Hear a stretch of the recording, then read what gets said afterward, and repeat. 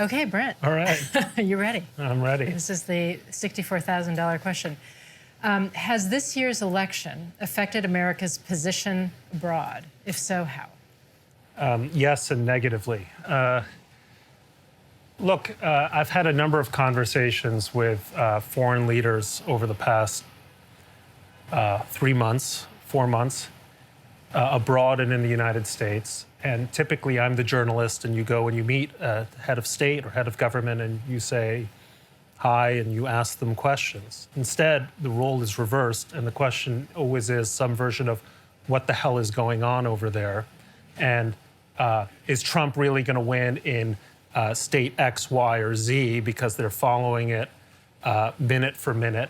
And it's as if your old friend, the pillar of the community, the bedrock of all charitable institutions, has suddenly decided that he really wanted to trip on LSD and spend some time at the Esalen Institute or something like that.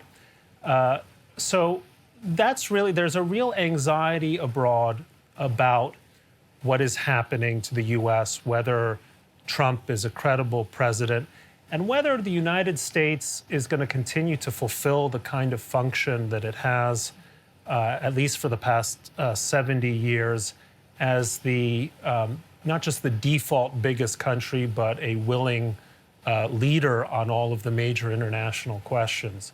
So I think there's a great deal of anxiety here, and more interest than, I mean, I thought the 2008 election had more foreign interest than any I could remember. I think that one now looks almost small in comparison to this, except in 2008, it was a positive feeling, not so much this time around. Absolutely. All right. All right. So. Okay, this is a good question for you. Could yesterday's terrorist attack in Belgium have been prevented? Great question. I think in the current context, probably not. But I think in the future, we want to get to a point where we could answer that question, yes. And let me explain that a little bit. So I think right now, I think the intelligence and law enforcement agencies in Europe, they have not gone through what we went through after 9/11. After 9/11, we figured out how to take all of these disparate pieces of information and put the puzzle pieces together to try to disrupt plots, prevent things before they happened. But it took huge amounts of breaking down stovepipes and figuring out how to share intelligence information, not only within the intelligence community, but with law enforcement at different levels, federal down to state, down to local. And so it was a very, difficult multi-year process. I think Europe is only beginning that process. And even though you have the European Union and this incredible single market, free movement of people and goods and services, the truth is when it comes to intelligence and counterterrorism, that information sharing doesn't happen very much and doesn't happen very well. And so I think they were missing too many pieces of the puzzle for them to have been able to prevent it. But I think over time, we'd like to get to a point where some reforms have occurred, they figure that out, and we're able to foil more plots, if they arise in the future. Well, I just want to add to that. There were reports, the president of Turkey, Erdogan, who is not my cup of tea, but he claims that Turkey released one of the bombers to Belgium about a year ago, released him from prison, but Belgium could not or would not detain him for lack of evidence. I used to live in Brussels. I lived there a number of years, and I used to jog through the neighborhood of Molenbeek, which has become notorious. I lived there 16 years ago, and if you jog through Molenbeek 16 years ago and just looked around, it looked like one of the more worrying neighborhoods of Cairo. And all of the identifying, this kind of trademark, beards worn in a certain way on men, it was all present. It was all quite obvious. When the Paris attacks happened, and it turned out that the plan had been largely hatched in Molenbeek, it was the biggest non-surprise to anyone who lived in, I think, in Belgium or in Europe imaginable. I think you're right in the sense that Europe Europe did have 7/7, the London bombings. It did have the Madrid bombings. But, take something like intelligence sharing. Europe has been very reluctant to share passenger data with the United States. Some of this comes out of Snowden, but it's a longstanding thing. And I understand if there are Europeans who, were spied on by the Stasi. I get that fear.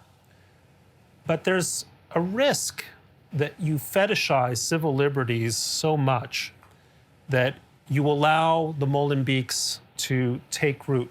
One difference between the United States and Europe is that in the United States, the ISIS terror we've had, or most of the terror we've had, guys like Nidal, Major Hassan, these were lone wolves. In Europe, you have cells. And cells can only happen when there are enclaves.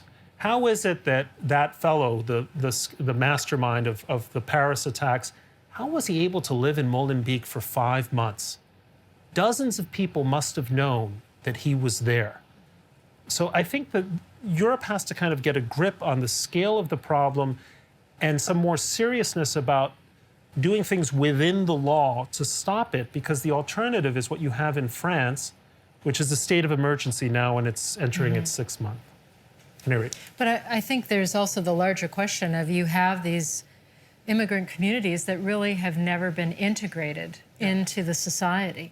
And there really isn't an adequate set of efforts to do that. I think it's a very different experience for immigrants coming to this country versus immigrants ending up in Belgium or France and so forth, in terms of the degree to which people feel eventually, over time, may take a generation or two, but over time, really assimilated, and I'm now an American. You don't hear many immigrants from the Middle East in Europe or North Africa and Europe saying, I feel like I've been accepted as a Frenchman or a Belgian or what have you. Yeah, no, it's very true. You move to New York, and if someone in your 3rd week of living in New York says, where are you from? You'll say, I don't know, East 73rd Street or whatever. But you can live in Belgium for 40 years, and if you're not, in fact, Belgian, you will never say, oh, I'm from Belgium. You are German, you're Spanish, or you're Tunisian or something else. I think that's very different and one huge strength we have. Okay. Next question. Whoops. This is an interesting format. Yes, it is. This is good. What is something you've changed your mind about in the last decade, and what caused that shift? I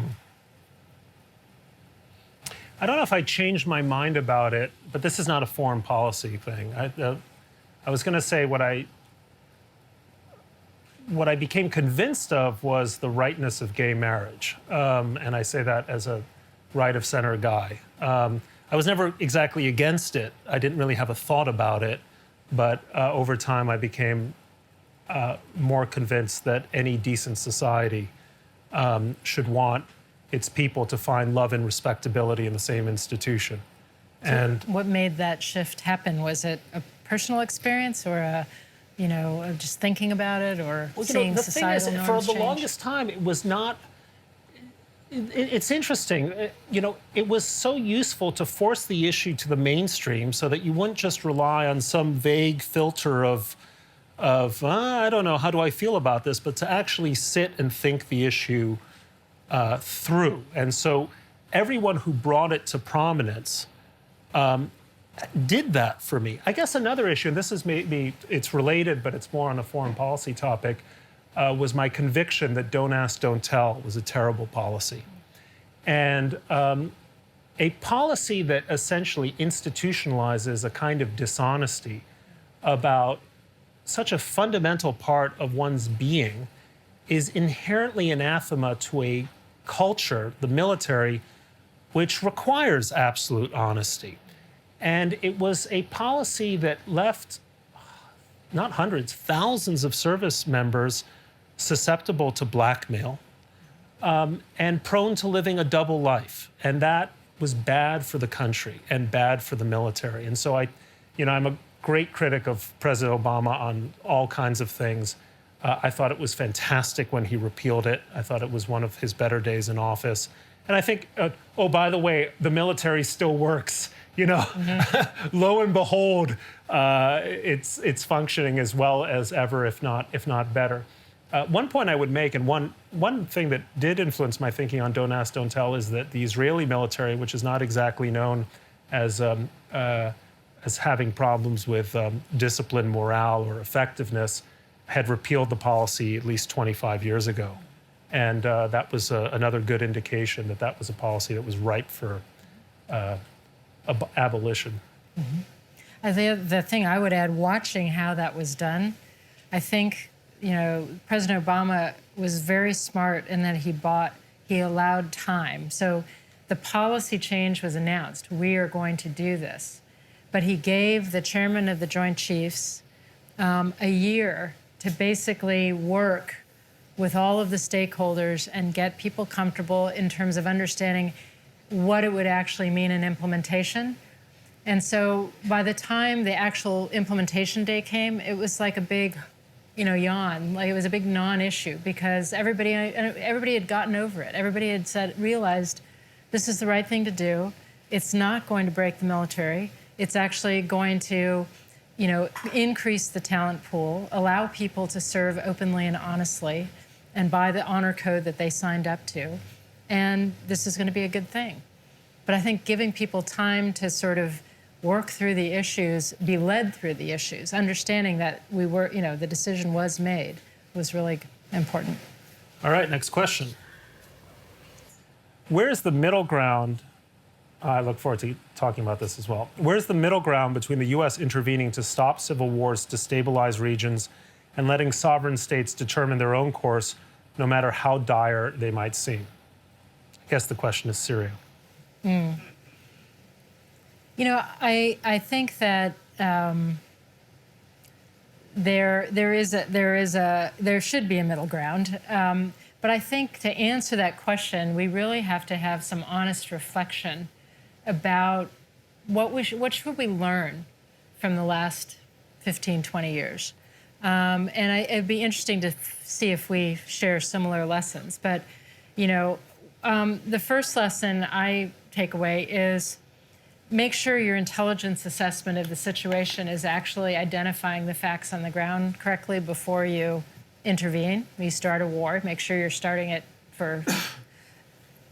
based on an accurate representation of the facts and a casus belli. Number two, if you are going to intervene, you better have a plan.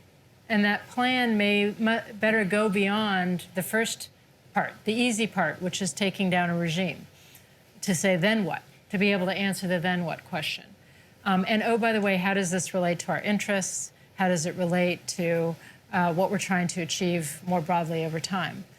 The third thing is if you do make a commitment, you do decide something is in U.S. interest, we have clear objectives, we have a clear plan, this is worth doing, understand that the timeline is going to be long. When you think of one of the few successful cases that the U.S. has helped, where an intervention actually really helped, it was a different kind of intervention, more advising and assisting than combat troops, but Colombia is on the eve of finally signing a peace accord with the FARC, with the insurgency that destabilized the country for decades.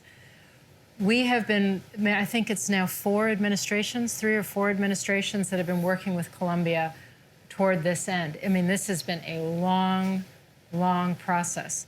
And so if you're going to get into one of these situations like Iraq or Afghanistan, the arc of these kinds of transformations and interventions is very long. And if you don't have the stomach for that, you should question whether you want to start it in the first place. So I think there's a number of lessons that we need to take away. And there are times when, our interests will not support a full-scale intervention. And there are times that even when our interests might, if you don't have viable partners to hand off to on the ground and you can't envision creating those, then you don't have a sustainable solution.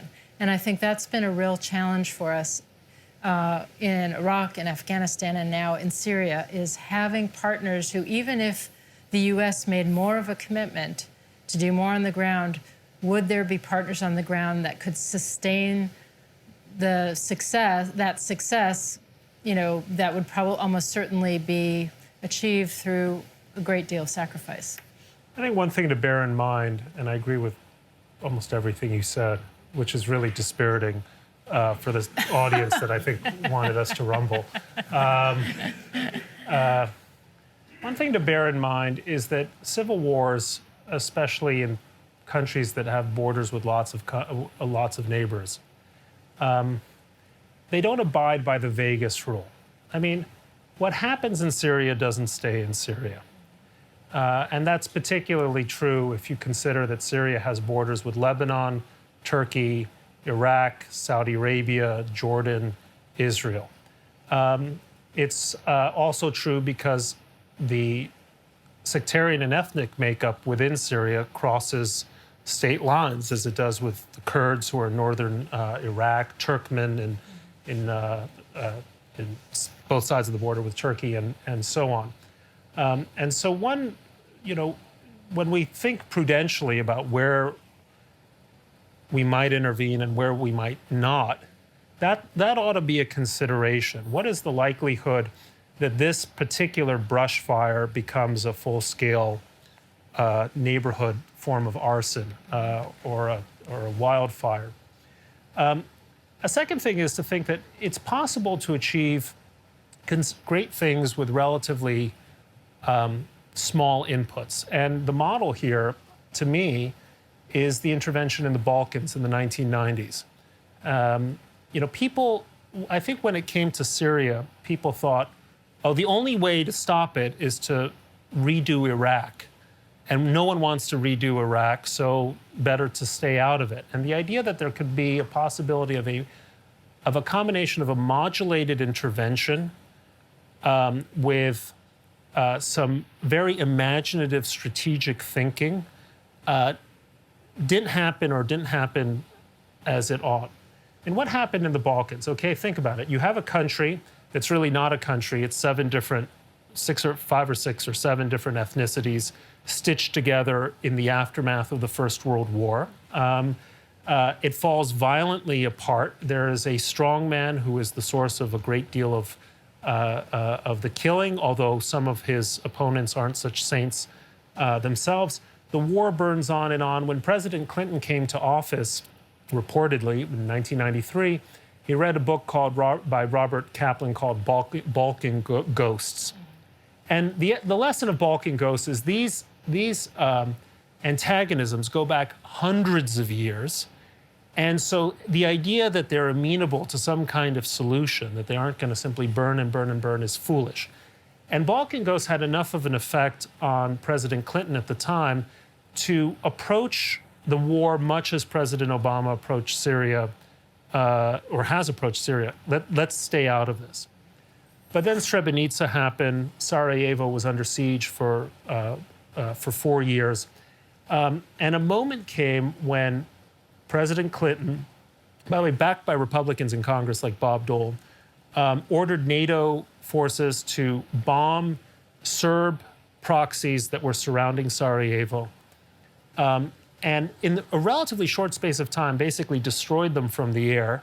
And that's what allowed a guy like Richard Holbrooke, not simply with so much the use of force, but the use of force suggesting the credibility of the force that lay behind it, to bring the Dayton Accords about. Part of that also involved the partition of Bosnia, never mind the partition of Yugoslavia, but the partition of Bosnia itself into different ethnic enclaves. And as I look at Syria, it seems, I feel strongly that the only way you have a solution in Syria is if the U.S. abandons its insistence that Syria remain a unitary state. If we insist that Syria is going to be one country, then the power struggle in Syria is always going to be a zero-sum game for all of the country. Either the Alawites are going to rule everyone else, or the Sunnis are going to rule everyone else, and that's unacceptable to either side. The only way you get out of this is by saying to the Alawites, you know what, you have a future in a small Alawite state centered around Latakia, borders to be decided. And to the Kurds, you have a future in the Kurdish area. And then most complicated of all, to the Sunnis in the center, to say there is going to be a Sunni stand, but we will intervene to make sure that it's not ruled by ISIS or Jabhat al-Nusra. And for that, you're going to need partners, maybe like the Saudis, Jordanians, Egyptians, who are willing to put in the muscle, or at least the boots. I don't think that happens so long as we're not willing to use any of our power, and so long as we insist that Syria has to remain one country. So I think there is a way to intervene, because if we allow Syria to continue to burn, Europe's going to get another 1 million refugees this year. The crisis is going to continue to spill over into Lebanon and Jordan and possibly Saudi Arabia. And this will burn and burn and burn until it's really uncontainable. Right. Okay. So with the UK attempting to become China's strongest European economic partner, France leaning towards Russia's position in Syria, Germany strengthening its ties with Erdogan in Turkey, are our NATO allies really aligned with each other's interests? Does NATO still have credibility? Gosh, whoever wrote these questions, good job. These are good questions. Well, look, you heard Donald Trump the other day in his wisdom, basically calling NATO into question. But I think that unless you have decisive American leadership, this is good. You know, these sorts of different directions, this kind of freelancing of foreign policy is going to happen. You know, one of the reasons why you want a powerful America and a confident America that does lead is you don't want your allies, whether they're allies, friends, frenemies, you don't want them freelancing their foreign policy in ways that are ultimately inimical to some of your core interests. And it's a core interest of the United States to have broadly united policies when it comes to something like Russia and its invasion of Ukraine, China, and the threats it poses to the South China Sea. And by the way, since Britain was mentioned, China's appalling behavior in Hong Kong and the destruction of Hong Kong autonomy in violation of the Sino-British Agreement of 1984. This is a reminder of why you need to revivify NATO. Part of that is insisting that the Europeans live up to their military spending commitments. But part of that is also maintaining a sense of the importance of the Atlantic Alliance. You know, all the talk of the last 8 years has been the pivot to Asia, and the obsessions have been around the Middle East. I think we shortchanged Europe. We thought we had Europe solved. And it turns out not at all. Not at all economically, not at all politically, not at all geostrategically. But Europe is still 20, 25% of global GDP. They are our strongest trading partners. They're a huge part of the world. And it's premature, to say the least, to sort of write off Europe and say, well, the future lies in China or India or elsewhere. It is the most important relationship that the United States has and will have. Yeah, I would absolutely agree with that. And I think the U.S. has an interest in Europe staying unified. We should not be agnostic about the future of the EU. And I think working together with them to deal with the refugee situation, to approach Syria, you know, together, and to be clear that, you know, we want to see the UK and Greece and others stay in and stay unified is important. But in terms of NATO, you know, we have a fundamental shift in Russia's behavior under Vladimir Putin. We have really a resurgent Russia, a Russia that feels that it wasn't well treated after the Cold War. It feels aggrieved. If there's, you know, very strong nationalist sort of sentiments in Russia. And, you know, Putin has failed to do anything to really diversify the Russian economy and set them up for future success.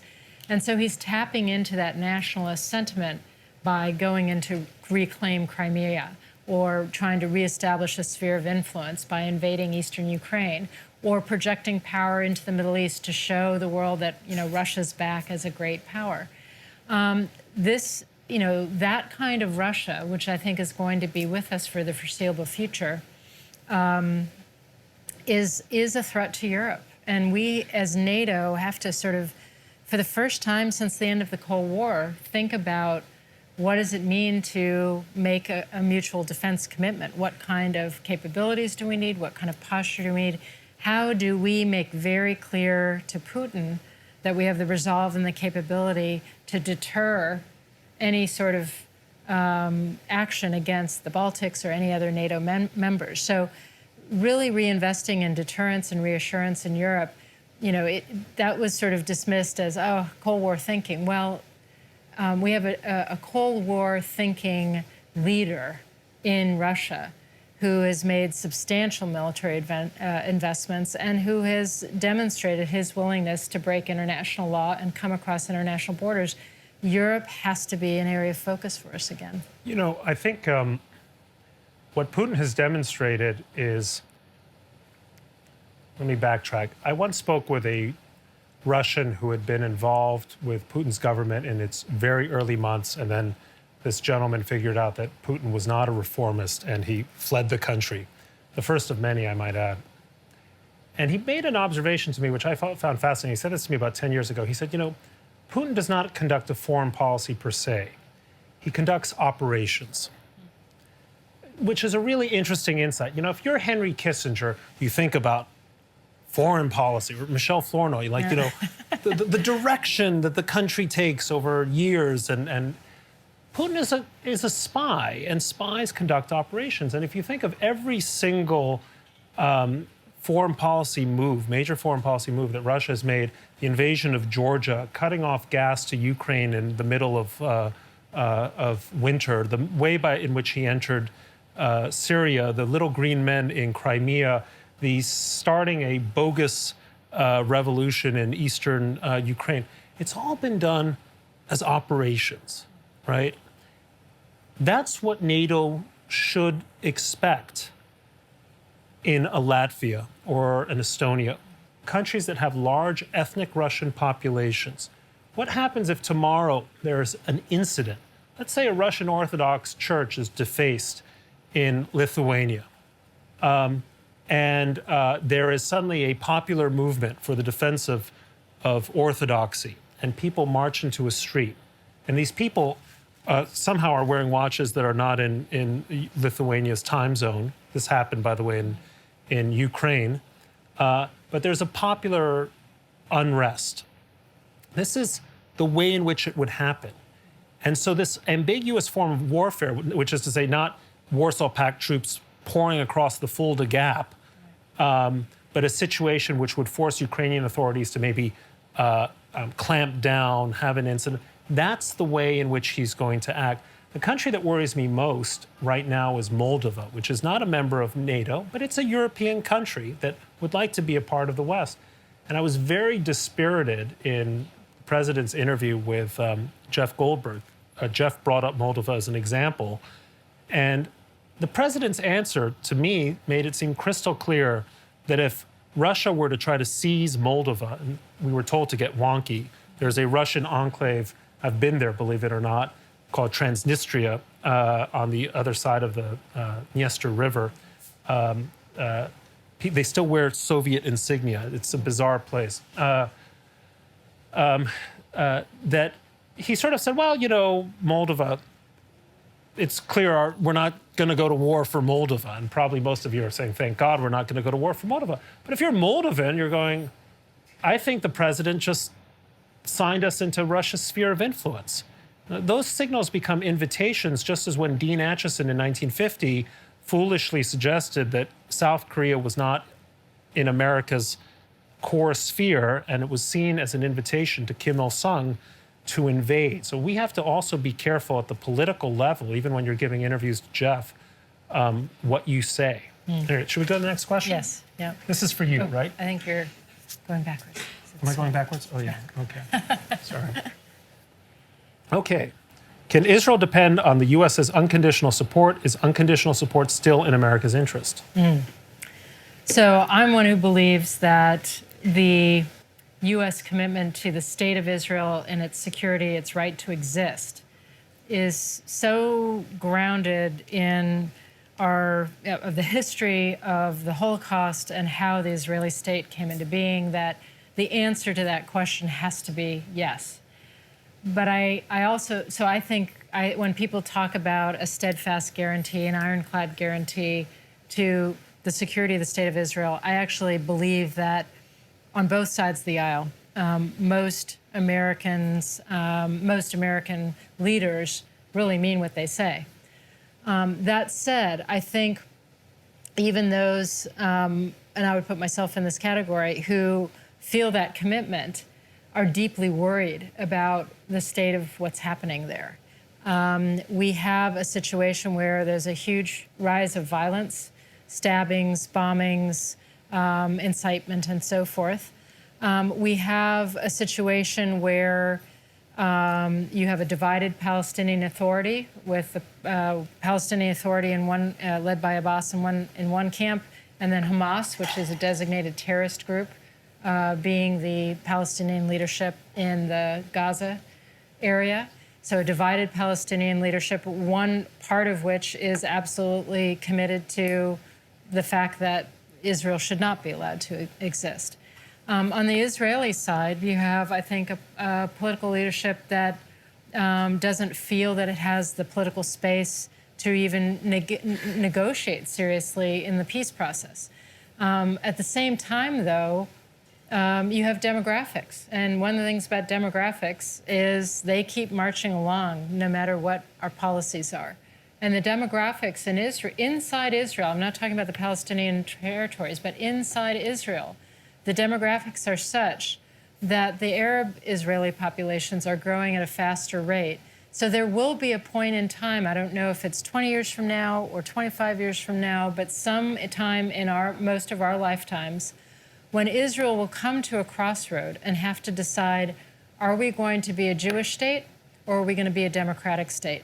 Because you will not able to be both. In my mind, that's the deadline for peace negotiations. You have to figure out a two-state solution, 2 states for 2 peoples living in security, in dignity, et cetera, accepting each other's existence. But you can't just leave this and say it's too hard, or I don't feel that there's enough leadership on the other side. We have to pursue these negotiations if you're going to have a viable state of Israel and if you're going to have a durable peace in that area. And I do think both of those things are in U.S. interests. So I take a personal interest in the question. I was in a past life the editor-in-chief of the Jerusalem Post. I'm, I think, pretty well known as being a vocally pro-Israel. So that's where I'm coming from.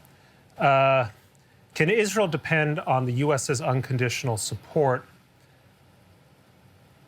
Probably. I mean, I guess it depends on how you define the word unconditional. I mean, I love my wife unconditionally, but if she runs off with Zubin Mehta, all bets are off. She's a music critic, so she would get that joke. I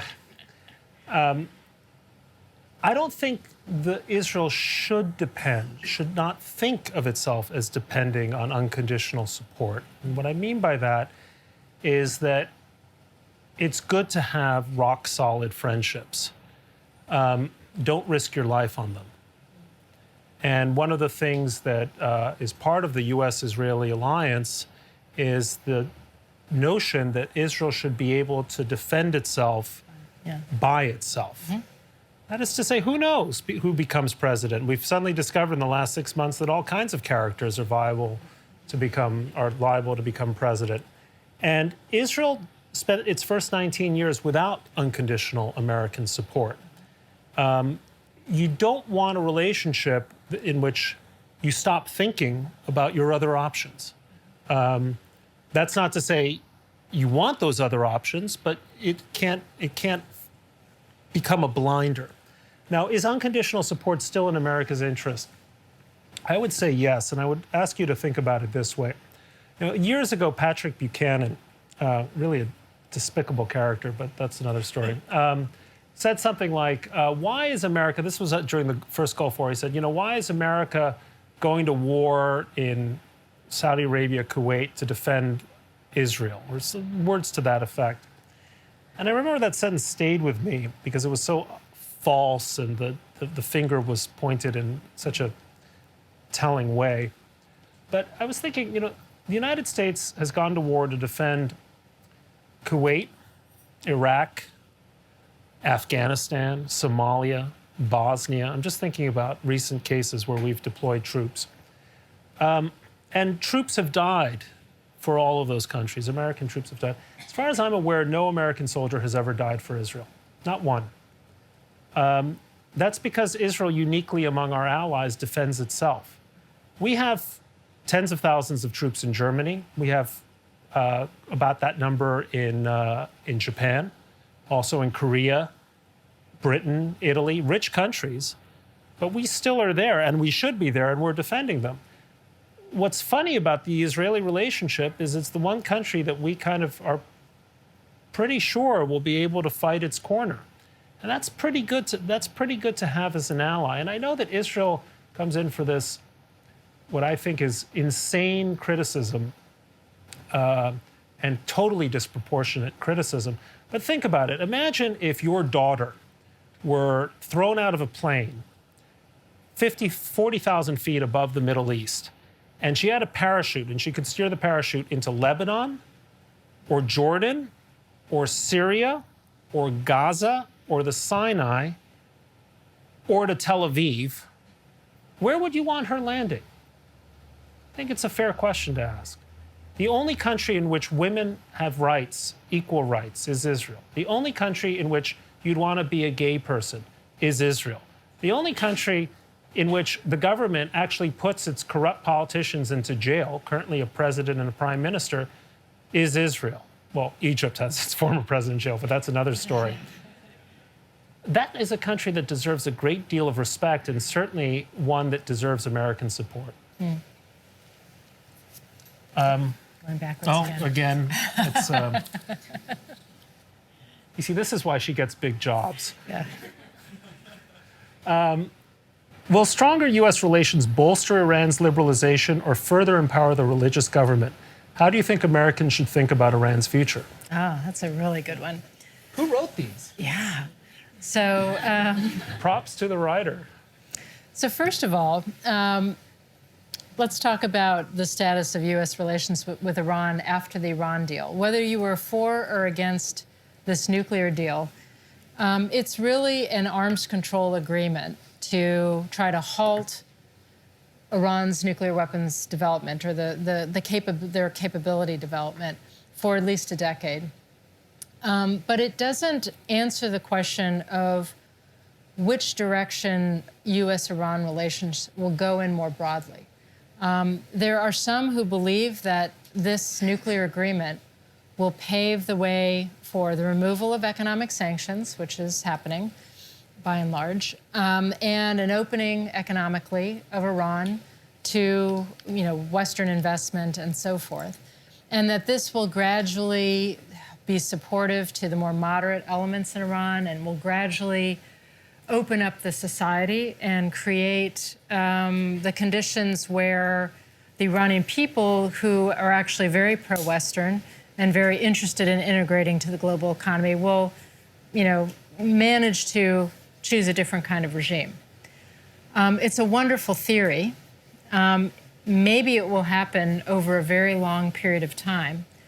But I think this is where you need a clear-eyed assessment.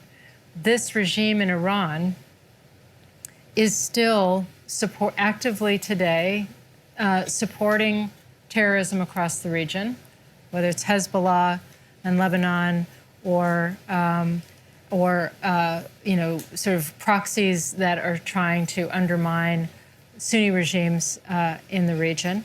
They've deployed militias throughout Iraq and Syria. It's a regime that's still committed to spreading revolution a very extremist version of Shia orthodoxy. And so I think until that changes and until there's further political evolution inside Iran, it's hard to see this fundamental realignment that some talked about in terms of Iran becoming the United States' closest partner in the region. I don't think that's likely to happen until you have fundamental change in the behavior in the regime and probably in the nature of that regime. So I think long term, Iran is one of the most dynamic populations. I think Iran has a great future long term for reintegration in the Middle East. I think in the short to near, in the near to midterm, we're still dealing with a very repressive regime that doesn't show any signs of changing its stripes. Yeah, I mean, one of my criticisms of the deal is that I felt that the agreement, rather than being a boon to the moderates, was a lease on life for the worst elements of the regime. And the IRGC, the Revolutionary Guards Corps, among other things, is the biggest economic enterprise in Iran. And so the entity that will be benefiting economically from lifting of sanctions will be IRGC-controlled companies. The great question, I mean, a number of people brought up the fact that, when the Nixon administration opened China, it was still a heinous regime. It was run by Mao. It was just coming off. In fact, it was still in the midst of the Cultural Revolution. Kissinger and Nixon shook hands with the devil. I mean, Mao Zedong is up there with Hitler and Stalin as one of the great killers of the 20th century. And yet China moved gradually in the direction, I mean, now it's moving backwards, but it did have this extraordinary period of liberalization, lifting hundreds of millions of people out of poverty and opening to the world. So the question is, okay, you make a deal with the Khamenei's regime, but he won't be alive forever. He'll die. Rouhani seems much more reasonable. And maybe we will be in a similar evolutionary pattern where you set the groundwork for openings. Who knows? As Niels Bohr said, prediction is very difficult, especially about the future. But I suspect the cases are different. When China made its deal with the US, it was profoundly threatened by the Soviet Union. It felt like a loser. And B, it started making the kind of noises, sometimes symbolically, that you want from a country that indicates it wants a rapprochement, famously the ping pong tournaments. What Iran does after doing the deal is it takes Americans hostages. And there's still Americans who are hostage in Iran. And, they released a bunch of hostages and then they took more hostages. So that's not a very promising sign of how the regime sees the agreement, not an agreement that's simply a benefit to it. But I think the regime thinks that it hoodwinked the United States or got the better of the United States. And by the way, that's the assessment not just of Israelis, but of every Sunni regime in the region. We'll find out. And no one would be happier than me to find out in 5 or 10 years that Obama had it right. This gave us the space we needed. Iran moved in a better direction. It never acquires nuclear weapons. We never have to go to war with them. I fear that's not what's going to happen. But, I think the jury's out. The jury's out. Yeah. All right. Who's next? A short question. Is it time for the U.S. to abandon Saudi Arabia? No. Look, if your view of foreign policy is we should only be friends with countries like Iceland and Belgium or nice countries, then that's a way of thinking about foreign policy. But foreign policy is not conducted as a kind of moral vanity. And Saudi Arabia, we all know in this room, is a regime that is detestable in all kinds of ways, from its treatment of women to religious minorities and so on. But what happens if we do abandon Saudi Arabia? Do the Saudis go, oh, we're abandoned? We'll change. No, they don't. First of all, they're going to find new allies, and those allies will be worse than and exert less of a restraining impulse than we do. Secondly, they're going to have to find new defense arrangements, and one of those defense arrangements may well be a nuclear capability to counter what they fear is an incipient Iranian nuclear capability. Do you really want nuclear proliferation in the most dangerous region of the world? Thirdly, let's say we do abandon them, and we're not there to provide some kind of reassurance and guidance, and there's a crisis in Saudi Arabia. There's going to be a crisis if the price of oil remains as low as it is for an extended period of time. You have roughly 9,000 princes, all of whom feels entitled to one thing or another. Saudi Arabia is 15% Shiite. It's religiously potentially fractious. What if there's a civil war in Saudi Arabia? What if ISIS sees an opportunity to, it's expanded into Iraq, Syria, Libya. Why not Saudi Arabia? That's the big prize. That's where Mecca and Medina are. So the notion that we should abandon Saudi Arabia, I think, is dangerous. And it comes from a certain moralizing streak in American foreign policy that is never good, whether it comes from the left or the right. There's a difference between having a moral foreign policy and having a moralizing one. A moral foreign policy accepts that part of morality often involves a choice of evils. A moralizing one is, I'm on the side of angels, and if you're not, to hell with you.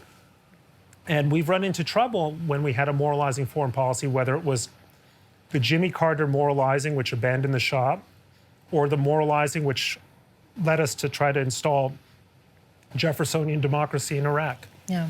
I would just add to that, your arguments, that I think it's a particularly delicate moment in time, not only because of the economic and strategic reasons you cited, but also because there's a generational change of leadership that is starting in Saudi Arabia. And I think you have elements of that next generation that, while still traditional Saudis, understand they want a closer relationship with the United States and the West, and they also understand that they do have to liberalize their society and figure out how to come into the 21st century more fully. And so I think it's a moment in time where I think the country is at a particularly potentially fragile and also decisive point. I think it's also worth remembering that wonderful Lyndon Johnson aphorism characteristic: it's better to have people inside the tent pissing out than outside the tent pissing in.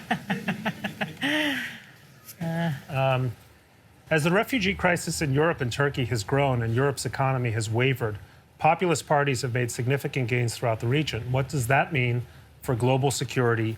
Is the EU doomed? I hope the answer is no, but I was at a big European conference a little less than a year ago, and all of you have been at these situations where you're asked to take your iPhone out and you get to vote on things, and they did a word cloud, which is they gave you a prompt. In 20 years, the EU will be, and the word that started growing on the screen until it was monstrous proportions was gone. And the whole audience that was typing this in, but people were just sort of shocked and appalled by the notion that this project that has been the focus of Europe and has been in so many dimensions quite successful would ultimately fail and disappear. I think this is something we have to actively try to prevent.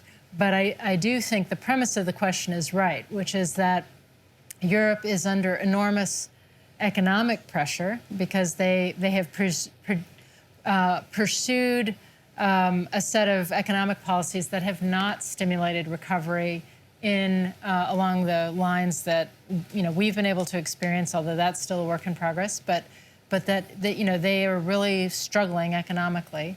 At the same time, you have this influx, overwhelming number of refugees, and real difficulty in terms of handling that, integrating, and so forth. And that has set the stage for, in many countries, some very xenophobic right-wing parties to take root. Now, I'll note that many of these parties are receiving direct funding from, guess, Russia. And this goes back to, this is a Vladimir Putin operation. Part of what he's doing is funding political parties, civil society groups that articulate positions that bring some of these European countries closer to the views of Russia. And also, ultimately, he may be someone who does operations, but he does have objectives. He may not have a strategy, but he has objectives. And one of his objectives is to divide Europe. He would love to see the EU fail. He would love to see NATO go away. And so I think this is a serious crisis. The U.S. is not disinterested in terms of the outcome. And I think we need to be doing much more in trying to help Europe deal with some of the drivers behind this crisis. I mean, I'm a big-time Europeanist, in part by family affiliation. My wife is German. My children have EU passports. They have American passports as well. And my mother-in-law was chef de cabinet to the former president of the European Parliament. My father-in-law was a diplomat. It's wonderful when you can travel from Paris to Vienna or wherever, never having to cross a border. And that's something that ought to be celebrated. I think the EU lost a sense of its limits. I think there was a kind of utopianism that infected the project at some point. I think it was aggressive and maybe foolish to bring in some of the newer member states before they were ready. It was probably foolish to bring Greece into the Eurozone, and it's paying the price for some of that ebullience or overambition. I think it's going to pay a price for the overambition of bringing in the number of refugees that it is. I mean, of course you need a humane and humanitarian policy. But first of all, the numbers are overwhelming. Greece is overwhelmed, broken. It was broken already. But more dangerously, you are now seeing, because of this influx, a huge political boon to all of the ugly parties of Europe, all of the parties that had been there for years, xenophobically railing against immigrants. They're the beneficiaries of this because you can't look away from what happened in Cologne on New Year's Day. You can't look away from the fact that among this huge influx of migrants, you have a security issue, that it's not simply a humanitarian problem. There is a security component. There's a massive economic component, especially, by the way, at the lower level, where these new migrants will be competing for scarce jobs, some of them perhaps being held by the sort of people who might be attracted to a Pegida in Germany or the Front National in France. And so European leaders need to be attuned to the risks that over-ambition creates reactionaries. And I think the real threat now to Europe is as much that reactionary spirit as anything else. Yeah. Right. He gets all the short questions. Is the South China Sea an old-fashioned tinderbox? Is war bound to break out? Well, look, I think South China reminds us that the possibility of major power conflict arising from seemingly small causes is very real. Years ago, this is about 5 or 6 years ago, one of the things I do at the journal is I oversee our global editorial pages. And we'd run an editorial that, in passing, had mentioned these islands I'd never heard of called the Senkaku Islands. And we described the Senkaku Islands as the disputed Senkaku Islands. I thought nothing of it. How fast did the Japanese embassy call you? Within that morning, okay, so you know exactly. Immediately, there was a senior Japanese diplomat. The Japanese are so polite as diplomatically, and they just insisted on a meeting right away. And they came in and they described the fact that these uninhabited rocks, not in the South, but in the East China Sea, just north of Taiwan, were not captured from China during the 1894 conquest of Taiwan, but had been in fact seized by the Japanese Navy as terra nullius, as blank or whatever land, before the invasion of Taiwan, that they were undisputedly Japanese, that Melvin Laird, as Secretary of Defense under Richard Nixon, had returned the Senkaku Islands to the Japanese when Iwo Jima and Okinawa were returned.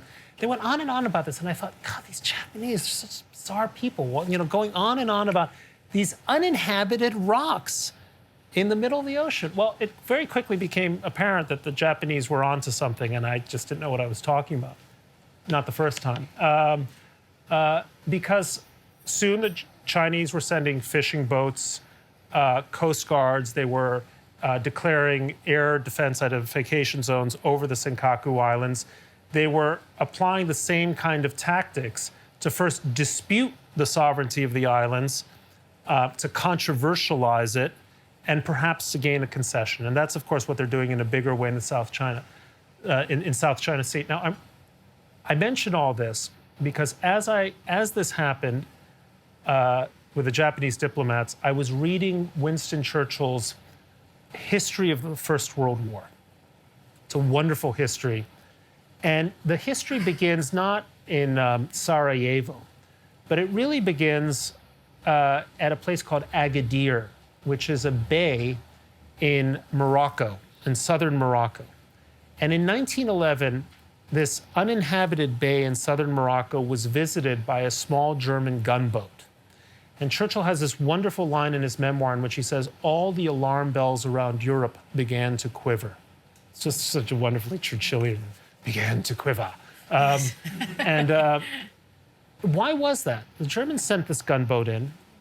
Wasn't clear what they wanted. Did they want a naval base on the North Atlantic? There was, of course, the naval contest with Britain hard underway. Did they want to contest France's effort to turn Morocco into a French protectorate or colony? Was there something else they wanted? What was going on? And World War I nearly started, not in 1914, but in 1911 over Agadir. So it was a reminder that great conflicts can be sparked at the pinky tip, if you will, of the world. And what's happening in these tiny little spits where a fundamental American interest, freedom of the seas, and a increasingly assertive Chinese claim, the South China Sea is our own lake, we own this thing, are coming into conflict. And they're coming into conflict in ways where the possibility of a small incident rapidly escalating into major conflict is immense. So the answer is, it is, and is war about to break out? I hope not. So I would just add an anecdote and then a comment. The risk of something, I don't think that China's main objective right now, or the regime's main objective, is they want to stay in power, and they understand that economic growth is the way to do that. They do not want to destabilize the broader region at this point in time. So they aren't looking for conflict, and nor is the U.S. looking for conflict. That said, China is asserting its sovereignty claims very forcefully. And in the recent past, its military has, shall we say, engaged in some cowboy-like activity. One of my jobs when I was undersecretary is to raise some of these incidents with the Chinese. So in one case, we had to show them photographs of Chinese planes intercepting our fighters that were in international airspace, but the Chinese felt that it was Chinese airspace or too close. And they were coming within 10 feet, wingtip to wingtip. Anybody who is a pilot or an aviator here knows how dangerous that is. One mistaken move, poor piloting, and you have another P3 incident where you have a downing of an aircraft, international crisis, months of tension, and instability. Another one was buzzing over the bridges of our ships at very low altitude.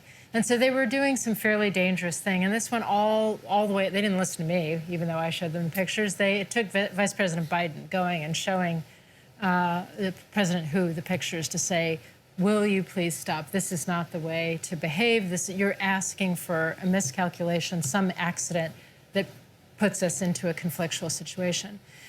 And I think since then, most of that activity has stopped. But the analogy I use, it's more like the boiling frog scenario, where as China feels more powerful, it seeks to assert its interpretation of its claims to disputed areas, and the disputes are with maybe 5, 6 different countries, not just Japan. We're not a party to these disputes. We don't pick the winners and losers, but we have a view about the rules of the road. We believe that international waterways should be international waterways, and there's freedom of navigation there. Same with the airspace. Huge amount of the world's commerce flows through that region. We believe that when there are disputes, they should be resolved peacefully through negotiation, not through coercion or military means by the more powerful power. But what China is starting to do, little by little, is create new facts on the ground. Massive land reclamation efforts to take these rocks and reefs and make them islands where they can plant a flag. Unilaterally declaring an air defense zone. So now international aviation has to basically say, "Mother, may I," to the Chinese, alert the Chinese when flying through what they claim is their airspace. These are things that each thing by itself seems minor, and why would this be a basis for conflict? It's not. But if you have 10 years, 20 years of this over time, suddenly one day you wake up and you find yourself in Asia Pacific, the most important region to us economically in the future, and suddenly all the rules have changed. And it's now might makes right instead of international law makes right. That is not a future we want to allow to happen. So these small things seem like small things, but they have very big implications. And so I think the U.S. has to be present. We have to reinforce our partners and allies in their ability to defend their own territories and in the region. And we have to try to defend the international rules of the road that we architected after World War II, and that's really been the basis for incredible stability and prosperity in the region for decades. I would only quibble with one thing you said. I mean, my great worry about China now isn't that it's getting stronger, it's that it's getting weaker. And since the death of Mao, the basis of legitimacy for the Communist Party in China has been two things. One, economic prosperity, and two, they represent the Chinese nation, right? It's a nationalism. Well, for 30 years or so, they kept the spigot of prosperity flowing quite nicely. That's changing, and it's changing very noticeably. I think China's economy is slowing much more sharply than the numbers indicate because there's a bias in the system to inflate their numbers. As their economy starts to contract, the need for the Communist Party to emphasize nationalism as a legitimizing pillar of its claim to rule is going to grow. And it's declining powers, actually, that are the most dangerous because they're desperate. And they think that through war, they can restore what they're losing by failing to manage their economies well or provide social benefits and so on.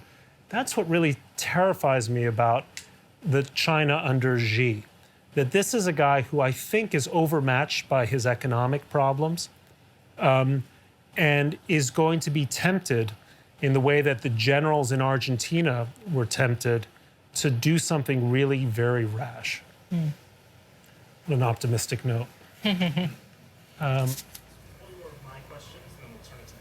Okay. Great. Oh, great. You see, we're agreeing again. Would the Trans-Pacific Partnership move American jobs overseas? Would it enhance America's influence throughout East Asia enough to justify that? Right. So I actually think that Trans-Pacific Partnership, which is I think it's now 12-nation free trade agreement for Asia, is one of the principal ways that the U.S., probably the most important way, that the U.S. can maintain its influence in setting the economic rules of the region. The problem with letting TPP fail is that something else will fill that vacuum. And the something else that will fill that vacuum is a set of economic trading rules written by the largest resident power in the region, which is China. And that will be detrimental to our interests and those of our closest allies and partners. Will there be, I think TPP, as it's called, will both create some American jobs, and it will also cost some American jobs. The truth is we are in the process of a restructuring of our economy, where some manufacturing is moving overseas. Some of it's actually coming back here because the economics have changed over time. But it's really, it's these trade agreements help to accelerate structural changes that are gradually happening in the economy anyway. And so I think as people discuss this, I think strategically it's absolutely critical. But I think we also do have to recognize that it will come with some dislocation. So as Congress considers this eventually, we have to invest in helping people who are victims of that dislocation, whether it's retraining, helping to create other kinds of jobs, mitigation, and so forth. So I think both of the premises are true. It is in our interest, but it will also cause some pain. And as we provide support to move forward on the deal, we have to also invest in mitigation efforts that will lessen some of that pain. I think TPP is critical. It's critical in part because promoting a free trading world has been central to what America's been about since the Bretton Woods agreements during World War II.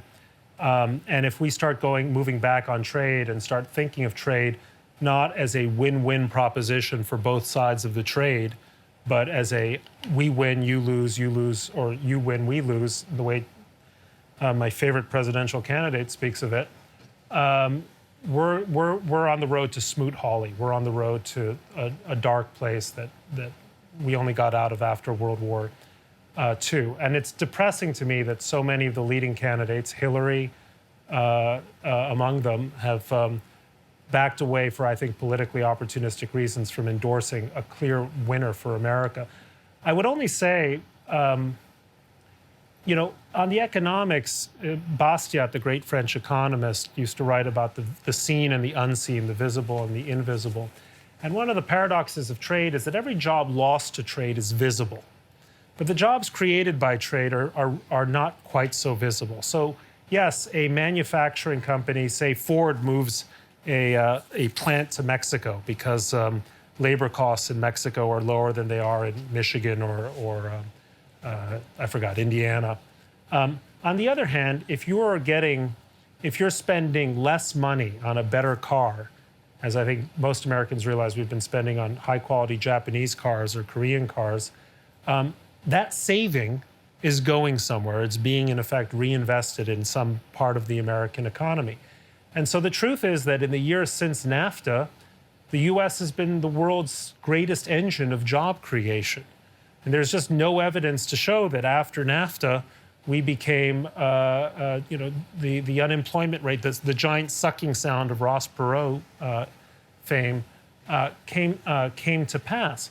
So, I mean, I agree that you have to be mindful of the dislocations that trade agreements cause, but you also have to be mindful that it is in the free trading era, not only that we've managed to create the most prosperous economy in history under Republican and Democratic administrations, but we've been able to bond the world together in an incredibly virtuous way. I fly to some country. What is the currency of that country? I don't know. I don't care, because if I stick my ATM machine into the ATM at the country X, I'm going to get a perfect exchange rate from sometimes, but I'm going to get some kind of decent exchange rate from the bank. The transaction will be seamless. It will be taken out of my account in Citibank, and that's kind of amazing. I mean, do you remember American Express traveler's checks? Do you remember what it used to be like to travel around the world? I mean, this is the world America made, to cite another Robert Kagan book. That's a great world. And the world that exists between the United States and Canada, or the United States and Europe or Japan, let's do what we can to extend it and bring more countries, India, Indonesia, whatever, into the fold of that world, rather than saying between us and our neighbors or between us and other countries, it's always winners and losers, and we're going to make them the losers. I think if we engage that kind of thinking, whether it's on trade or military policy, defense policy, we're entering into a dark world again.